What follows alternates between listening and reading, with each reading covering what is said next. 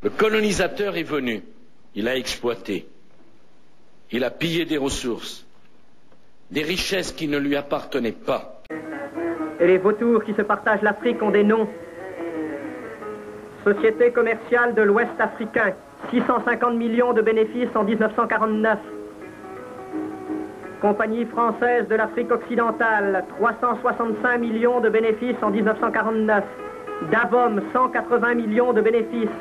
L'Africaine française, le Niger français, la Compagnie française de la Côte d'Ivoire, c'est le trust anglo-saxon Unilever, 11 milliards 500 millions de bénéfices en une année, 40 millions par jour volés aux Africains.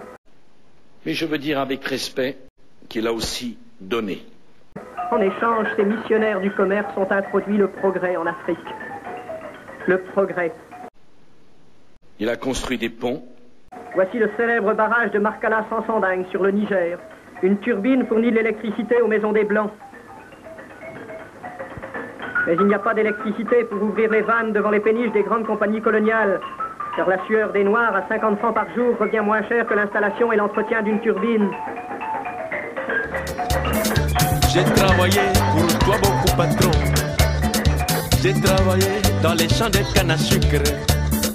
J'ai travaillé dans les champs de manioc.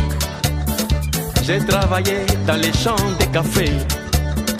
J'ai travaillé dans les champs de cacao. J'ai cuisiné pour toi beaucoup, patron. Des routes. Il paraît qu'il existe, au-delà des mers, des rouleaux compresseurs qui sont des machines fort utiles pour faire les routes. Mais en Afrique, pas besoin de rouleaux compresseurs. Les noirs reviennent moins chers.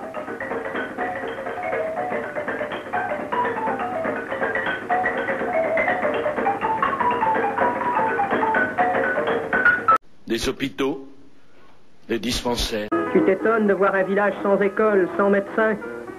En Afrique, on ouvre une école quand les grosses compagnies coloniales ont besoin de comptables. On envoie un médecin quand les grosses compagnies coloniales risquent de manquer de main-d'œuvre. Des écoles. Il y a place dans les écoles d'Afrique noire pour 4% des enfants d'âge scolaire.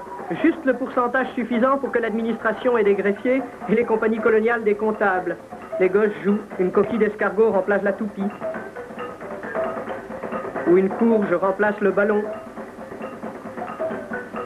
L'Afrique a sa part de responsabilité dans son propre malheur. On s'est entretenu en Afrique, au moins autant qu'en Europe. Regarde ce qui guette les villages africains. Ici se trouvait le village de Palaka, dans le nord de la Côte d'Ivoire. Le chef du village n'a pu payer un reliquat d'impôt, 3700 francs. Le 27 février 1949, à 5 heures du matin, les troupes sont venues. Elles ont cerné le village.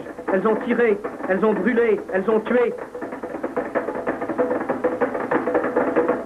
Mais la colonisation fut une grande faute qui fut payée par l'amertume et la souffrance de ceux qui avaient cru tout donner et qui ne comprenaient pas pourquoi on leur en voulait autant. Dans les champs de mil, dans les champs de coton, dans les champs d'arachides,